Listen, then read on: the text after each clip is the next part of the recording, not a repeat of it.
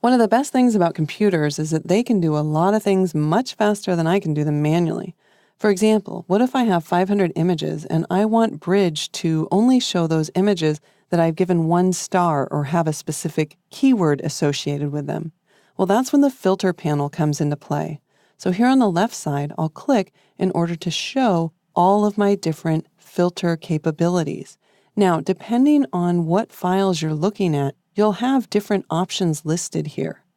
If I use the flyout menu right here, you can see these are all of the different categories that I can tell Bridge to display.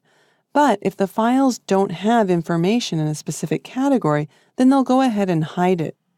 If we look at a different folder of images for a moment, if I move down to the ACR Essentials, you can see that because some of these files are raw files, there's a lot more categories that I can choose to filter on because there's a lot more information in the files.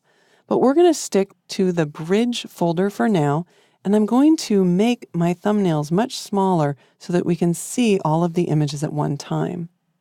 Now, if I wanted to only view my 1-star images, I could click next to the 1-star under the ratings category. If I wanted to only see my 2 stars, I would uncheck the 1-star and then check on the 2 stars. And if I want to see both the 1 and 2 stars, then I can simply click next to both of those options.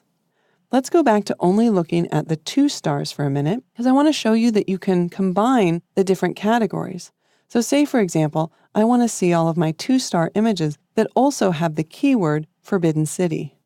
Or maybe I want to see all my 2-star images that only have the keyword Lama Temple. So as we can see, it's very easy to refine or narrow down my search using the filter categories. We can go to orientation as well, and I can add that in. So let's see how many of my files not only are landscape, but also have the keyword Lama Temple and have 2 stars. If I don't want landscape, we can always check portrait.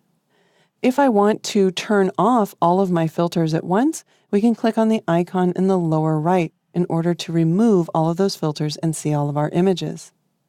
If I was looking at a folder full of images and say I wanted to only see the 2 stars, the pin in the lower left, clicking that icon will allow me to keep this filter as I move to a different folder. So you might want to be careful if you move to another folder and it's not showing you any images, it might be because you've clicked that pen in order to keep that filter on.